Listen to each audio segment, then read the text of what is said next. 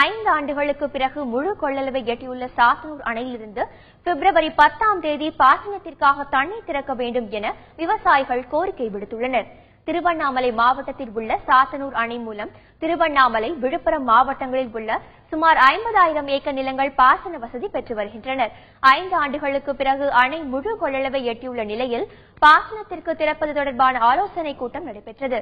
மாவட்ட ஆட்சியர் தலைமையில் நடைபெற்ற இந்த கூட்டத்தில் பங்கேற்ற விவசாயிகள் அணையின் தற்போதைய நீர்மட்டத்தை கணக்கில் கொண்டு பிப்ரவரி 10ஆம் தேதி பாசனத்திற்காக தண்ணீர் திறக்க வேண்டும் என கோரிக்கை விடுத்தனர். வழக்கமாக 90 நாட்களுக்கு தண்ணீர் வழங்கப்பட்டு வந்த நிலையில் இந்த ஆண்டு 110 நாட்களுக்கு அணையிலிருந்து தண்ணீர் திறந்துவிட வேண்டும் எனவும் விவசாயிகள் வலியுறுத்தியுள்ளனர். விவசாய பெருங்குடி மக்கள் பெருவாரியாக வந்திருந்தவர்களெல்லாம் பிப்ரவரி 10ஆம் தேதி தண்ணீர் திறந்தால் வாய்ப்பாக இருக்கும் என்று கருத்தினை தெரிவித்திருக்கிறார்கள். அதன் அடிப்படையில் மாவட்ட ஆட்சித்தலைவர் அவர்கள் பிப்ரவரி 10ஆம் தேதி அரசிடம் நாங்கள் கருத்துக்களை வழங்கி அதற்குரிய ஜிஓவை பெற்றுத் தருகிறேன் என்று ஒரு உறுதிமொழியை தந்திருக்கிறார்கள்.